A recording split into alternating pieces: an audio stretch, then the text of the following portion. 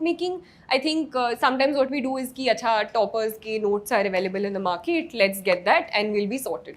But I think the process of note making itself is very important. It's not just about the final product, but making that effort yourself. And since you're familiar with it, it'll be easier for you to revise that as well. Even if you're relying on some other external process for notes, make them your own. So I also use notes, I also use material of other toppers, of other markets available, but reread it so many times that you make it your own and keep making additions to it.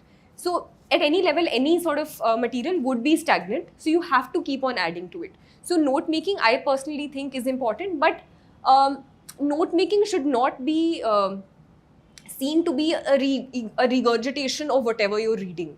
So it shouldn't be, acha, I'm reading this NCERT, I'll copy down most of it. So it needs to at least come down. There needs to be a point of note making. The point of note making is that you bring it down so it's easy for revision and it's easy for you to remember.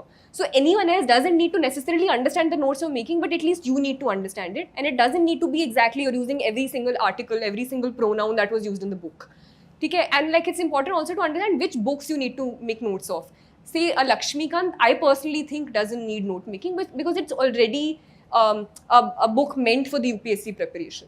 Right? So that is something you need to understand.